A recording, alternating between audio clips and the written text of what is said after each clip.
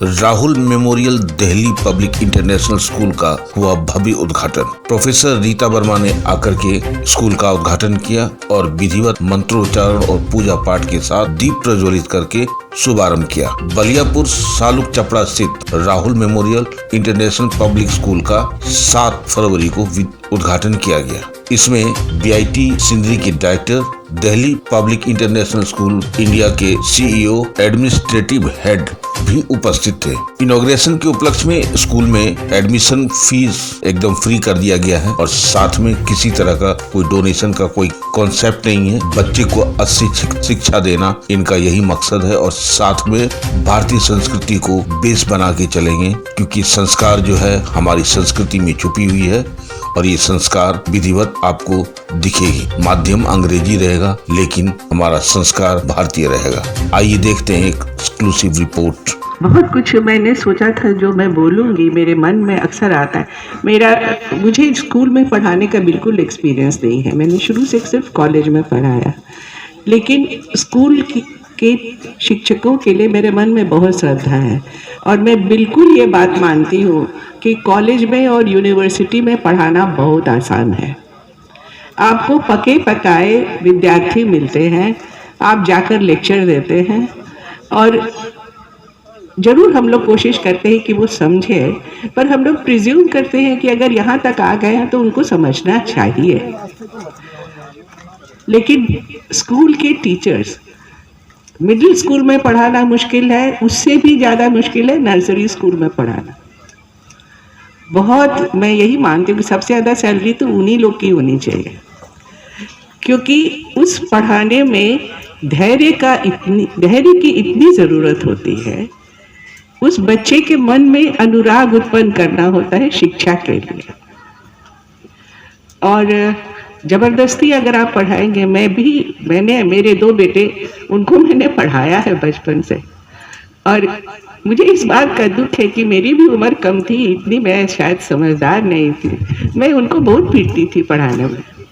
तो आप तो ऐसा नहीं करेंगे, लेकिन मैं मानती हूँ कि छोटे बच्चे को पढ़ाना एक बहुत मुश्किल काम है। आज हमारे बीच में है Delhi public international school India के सीईओ, जो 3 पीढ़ियों से सेवा दे रहे हैं हमारे देश को, और आज यहाँ बलियापुर स्कूल में यहाँ उपस्थित है। जरा इनसे पूछते हैं, सर आपका जो वेशभूषा है कंप्लीट आप साउथ इंडियन हैं, और आपका नाम सर प्लीज़ बताइए हमारे।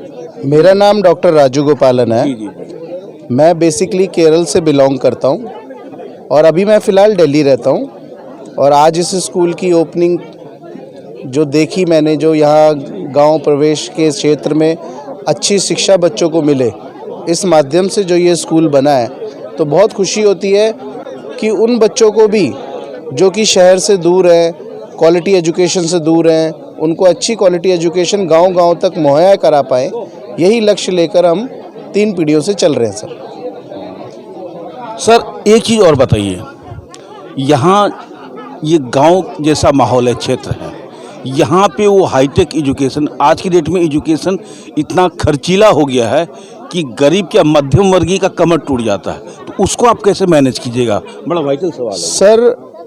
अगर आप शिक्षा में टेक्नोलॉजी को इन्वॉल्व करेंगे तो ये सब चीज़ें संभव है। आज इंटरनेट का युग है, गांव-गांव में क्वालिटी एजुकेशन पहुंचाई जा सकती है ऑनलाइन एजुकेशन के माध्यम से। बच्चों को फिज़िकली टीचर चाहिए और ऑनलाइन टीचर चाहिए, और ये बात आपकी सही है कि शिक्षा काफ़ी महंगी हो गई है आम बच्चों के लिए, आम परिवारों के लिए, मध्यम वर्ग के लिए। पर उसका एक समाधान है। वो समाधान ये है कि हम कम लागत से अधिक बच्चों तक क्वालिटी एजुकेशन पहुंचा पाए, और ऑनलाइन होने की वजह से, डिजिटलाइजेशन होने की वजह से, स्मार्ट क्लासरूम होने की वजह से आज ये संभव है। आज गांव का बच्चा भी वही पढ़ाई करेगा जो शहर के टॉप स्कूल के बच्चे पढ़ेंगे, और इसमें हम शर्मा जी का योगदान लेंगे।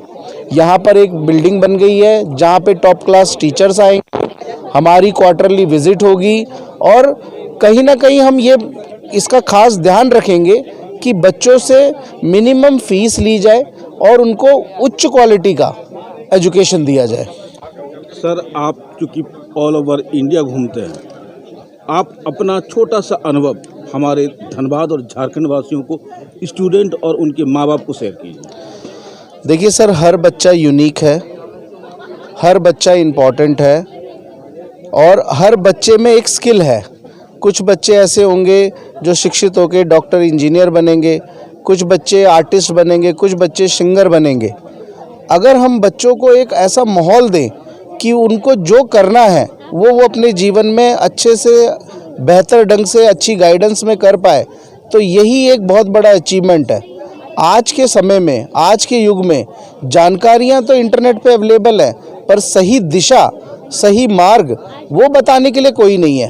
तो DPIS जो ग्रुप ऑफ स्कूल की चेन है, हमारा मकसद ये है कि हम गांव-गांव तक उच्च क्वालिटी की शिक्षा पहुंचाएं और पेरेंट्स और बच्चों के साथ मिलकर उनके सहयोग से एक इंटरेक्शन रखें हर 15 दिन, 20 दिन, महीने में, ताकि बच्चों का, पेरेंट्स का और हमारे समाज का सर्वांगीण विकास हो सके। तो इसमें हम क्या करेंगे कि बच्चे जितने भी हैं उनको पूरे वर्ल्ड से जोड़ेंगे।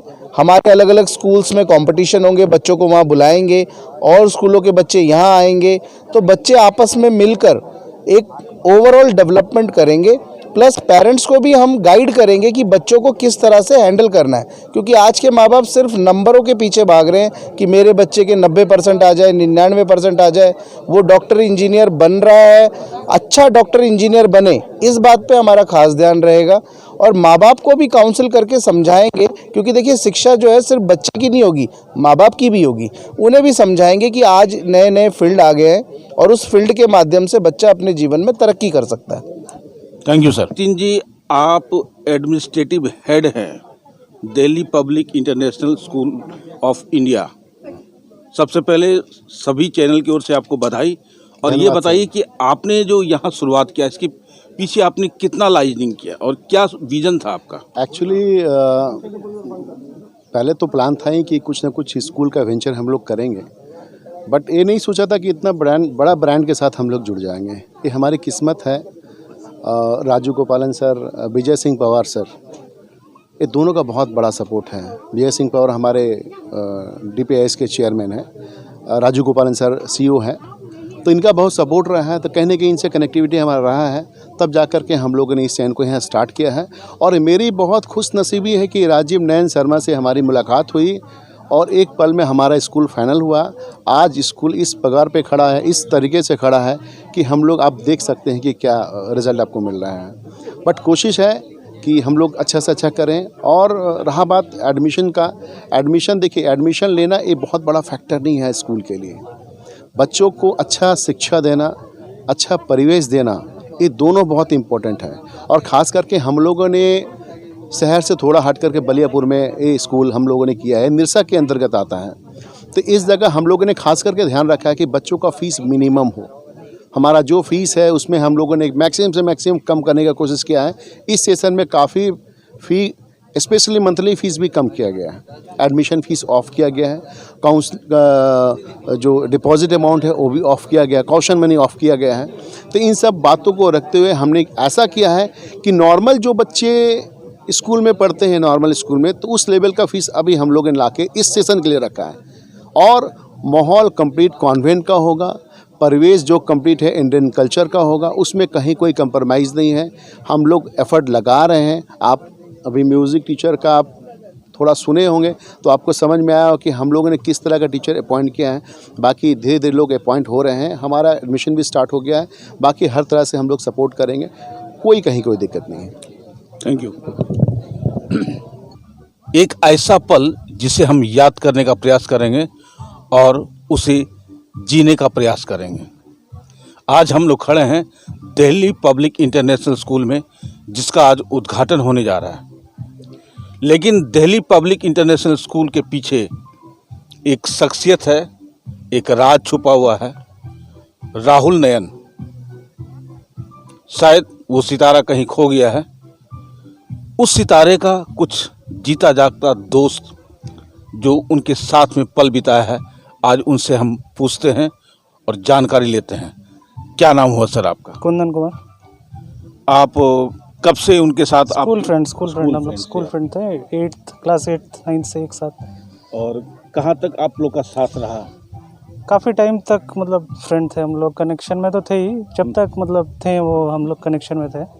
कॉलेज, फिर वो कॉलेज अलग कॉलेज में चले गए, मैं अलग कॉलेज में चला गया, वो उड़ीसा चले गए, हम यहाँ चेन्नई चले गए। फिर भी हम लोग कांटेक्ट में थे, रेगुलर कांटेक्ट में थे।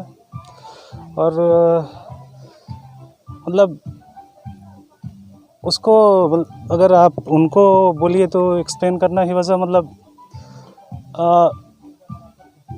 ऑल, मतलब एक आप किसी को परफेक्ट फ्रेंड बोलेंगे तो ही वाज दैट, मतलब उससे अच्छा मतलब he was a total society person. मतलब किसी को भी ही वाज, मतलब अभी भी मैं if I think of him, उनका सिर्फ एक जोरदार लाफ्टर याद आता है। ही वाज अ मतलब बिंदास दिल, बहुत बिंदास, any ready to help you, always give you a nice suggestion. आप उनसे बात करो, यू विल फील गुड।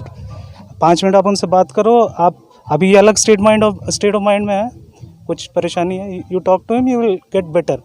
आप उनसे टोटली अलग हो जाओगे। मतलब वो तो हम लोग कनेक्शन भी ऐसा था। वैसे भी वो मेरे फ्रेंड ऐसा नहीं कि मेरे इंडिविजुअल फ्रेंड थे, वो सबके ही वैसे फ्रेंड थे। ही वाज अ पर्सन की मतलब सबके फ्रेंड थे। मतलब ऐसा आदमी जो सब कोई चाहेगा to have a friend like him. मतलब अच्छा, वो कैसे? वो तो कॉलेज में कुछ इंसिडेंट हुआ था, उसका मैं डिटेल मेरे पास भी नहीं है। वी केम टू नो 1-2 दिन बाद, ठीक है।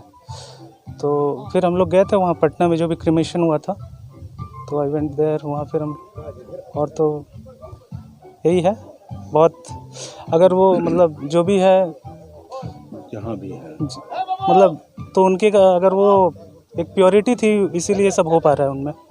अगर प्योरिटी नहीं होती तो ये सब होना भी मुश्किल था। अभी हमारे बीच में है दिल्ली पब्लिक इंटरनेशनल स्कूल के संस्थापक, यानी कि यहाँ के बलियापुर क्षेत्र के। इन्होंने बड़ा ही इमोशनल होकर के इस स्कूल का स्थापना किया। इनके पीछे एक कारण है, इनके पुत्र का, जिनका नाम है राहुल नयन जी, और उन्हीं के नाम पे, मेमोरियल के नाम पे स्कूल को रखा गया। तो सर, आज जो डेट जो है, आज का ही डेट आपने क्यों रखा सर? आज उसका जन्मदिन है। अच्छा, आज उनका जन्मदिन है। और सर, ये जो स्कूल का कॉन्सेप्ट है, ये कब से आपके मन में आया कि इसको करना चाहिए? ये उसके मन में था पहले से अच्छा, कि एक स्कूल बनाइएगा पापा। वही उसके उस समय जब 4 जनवरी 13 को जब डॉक्टर उसको ब्रेन डेड डिक्लेयर कर दिए, उसी समय हम लोग ये निर्णय किए थे मन में कि उसके नाम पर एक स्कूल बनाएंगे।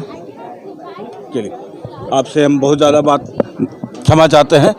सर की आंखें नम हैं। कारण ये है कि आज इनके बेटे का जन्मदिन है, इसलिए आज की डेट में इनॉग्रेशन रखा गया था। और बिल्डिंग लगभग कंप्लीट है, इवन की एडमिशन तक फ्री कर दिया गया है। साथ में जो सुविधा देना चाहिए हाईटेक, वो सारी सुविधा देने का प्रयास कर रहे हैं। इससे बड़ी बात और क्या चाहिए? एक पिता ने जो अपने पुत्र को सम्मान दिया, ये काबिल तारीफ है। आप देख रहे हैं सब पर नज़र। धन्यवाद। बेसिकली जब इंग्लिश मीडियम की बात आती है तो माँ बाप अभी भी, उनके दिमाग में एक विज़न है, मेरा बच्चा अंग्रेजी पढ़े। लेकिन करेगा क्या वो पढ़ के? कुछ नहीं करता है, सिर्फ अंग्रेजी पढ़ लेता है। That's all. English is only a language, nothing else. उस चक्कर में हम लोग अपनी संस्कृति को 100% भूल जाते हैं। पिताजी को पिताजी नहीं बोल के सीधा डैड बोल देते हैं, यानी कि कहानी दी एंड। यहाँ पे भारतीय संस्कृति को बरकरार रखा जाएगा, ये स्कूल का सबसे बड़ा खासियत होगा। और ये जरूरी भी है। हम अपनी संस्कृति, अपनी धरोहर को ऐसे ही नष्ट करते जा रहे हैं, पश्चिमी सभ्यता को लेते हुए एडॉप्ट कर रहे हैं। सोशल मीडिया के माध्यम से आज की डेट में थोड़ा ज़्यादा हाईलाइटेड हो गया है। लेकिन ये स्कूल ने ये डिसाइड किया है कि नहीं, हम शिक्षा तो देंगे CBSE बोर्ड का, लेकिन अपनी भारतीय संस्कृति को नहीं छोड़ेंगे। तो ये आपके बच्चे के भविष्य के लिए, और आपके बच्चे के संस्कार के लिए, और हमारे देश के संस्कार और भविष्य के लिए सबसे उत्तम होगा। आप देख रहे हैं सब पर नज़र। धन्यवाद।